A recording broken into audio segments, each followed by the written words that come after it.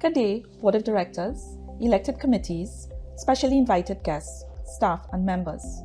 For the financial year 2021, the COVID-19 pandemic continued to be a major challenge for the credit union. Even though our service delivery methods changed and we continue to develop our online platform, the credit union had to survive the containment measures for the COVID-19 virus, which included curfews and shutdowns and the closure of some businesses.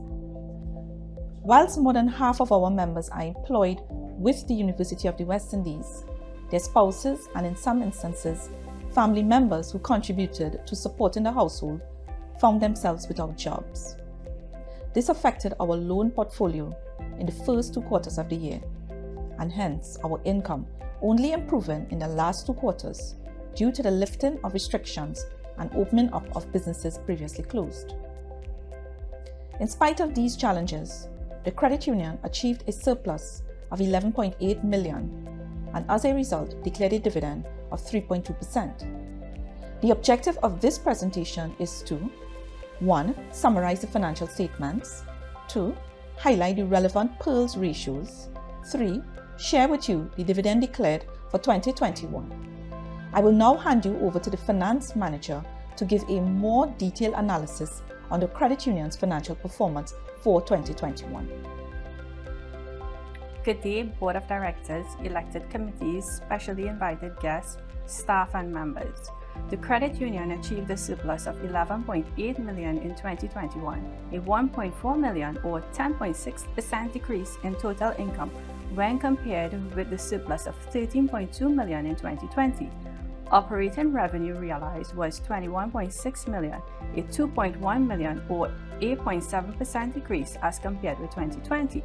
Operating expenditure of 9.9 million, a 639,000 or 6.1% reduction in operating expenditure as compared with 2020.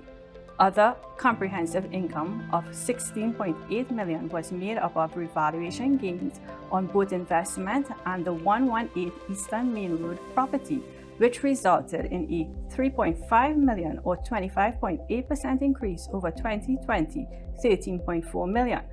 The total income of the credit union is comprised of 3 major components: loan interest income, investment income, and other income.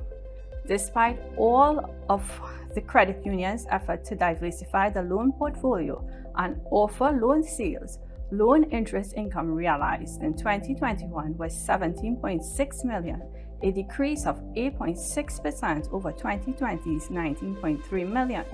This decrease was mainly attributed to 1. A reduction in the number and value of loans approved, 2. Loans being paid off from shares resulting in a 15% increase in share withdrawals and transfers. Investment income received in 2021 was 3.6 million, a decline of 8.6% or 338,000 over 2020, which was 3.9 million. This is as a result of a mature medium-term investment brought on the books in 2015 and replaced by a lower yielding investment in 2021. This was due to the unavailability of a matching rate on both medium and short-term investments currently. Other income made up of gains on foreign exchange and rental income and miscellaneous income totaled $397,997. There was a decrease of 17.3% in 2021 in other income category due to the reduction in revenue earned from CUNA as a result of the decrease in loans booked. Expenditure for 2021 was 9.9 million, a decrease of 6.1% over 2020, 10.5 million. The major items for 2021 as compared with 2020 were as follows: salaries and staff benefit 2021 4.2 million, 2020 3.8 million. Administrative expenses 2021 4.7 million, 2020 4.4 million. Expected credit losses 2021 0.9 million, 2020 2.3 million. The major increases in expenses were as a result of the administrative additional expenditure as a result of the 5 McCarthy Street, inclusive of 24-hour security to secure the compound, The statement of financial position measures the assets and liabilities of the credit union.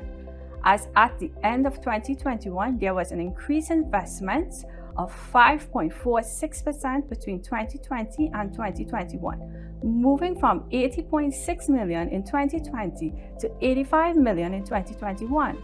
This was a result of a repurchase agreement of $3 million with both securities and an investment of $2 million in UWICU.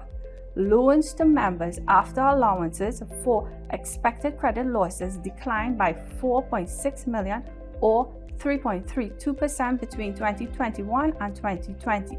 It should be noted that the allowances for expected credit loss decreased by $639,000. Property, plant, and equipment increased by 23.65%, increasing from $14.5 million in 2020 to $17.9 million in 2021. This was mainly attributed to the revaluation and upgrade of 118 Eastern Main Road and upgrades to 5 McCarthy Street. Accounts receivable and prepayments decreased by 62% due to an investment of $2 million, which matured on 31st December 2020. Payment was not received until January 2021. Total assets increased by 6.82% between 2020 and 2021. Accounts payable and accruals decreased by 22.65%, attributable to furniture items for the 5 McCarthy Street being received and paid for during 2021. Member deposits and shares increased by 5% and 6% respectively, a clear indication of members' confidence in the credit union. Members' equity showed an overall increase of 10.56% from $80.6 million in 2020 to $89.1 million in 2021 as a result of a 4% increase in retained earnings. I will now hand you over to the General Manager to review the PERLS ratio for 2021. PERLS measure the key areas of the credit union's operations. The ratios below show the credit union is in a sound position. Institutional capital to total assets represent how effective the financial structure of the credit union is. The benchmark for this ratio is 10%. The credit union achieved a ratio of 21.8% in 2020 and 21.35% in 2021.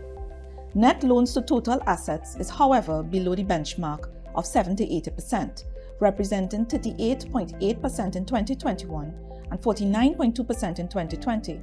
The credit union continues to focus on this ratio as part of their resilience planning. These lower rates are a direct result of the decline in loans over the reporting period. Operating expenses to total assets, which represent how efficiently the assets are being utilized in direct relation to expenses, is 2.87% for 2021. The benchmark for this ratio is less than 10%. The credit union's delinquency to total loan portfolio was 10.54% for 2021 and continues to be a concern to the Board of Directors. The credit union took possession of 2 large mortgages and has sold these properties, reducing the delinquent portfolio, which can be seen in the reduction in the expected credit losses. In conclusion, the directors met and declared a dividend rate of 3.2% as at the 31st of December 2021 with a value of $7 million. In addition, they declared an interest rebate of 5%, that is $658,377, and 6% on ordinary and demand loans, which amounted to $137,039, an achievement considering the effects that the pandemic has had on the local economy. To summarize, the main items of this presentation: net surplus was $11.8 million, total income $21.6 million, operating expenses $9.9 million, total asset growth for 2020-2021 6.82, members' equity 10.56 increase, reserves 6% increase, delinquency 10.54%. On behalf of the Board of Directors, management, and staff, I would like to thank you for your continued support, for without you, our loyal members, we would not be where we are today. Thank you.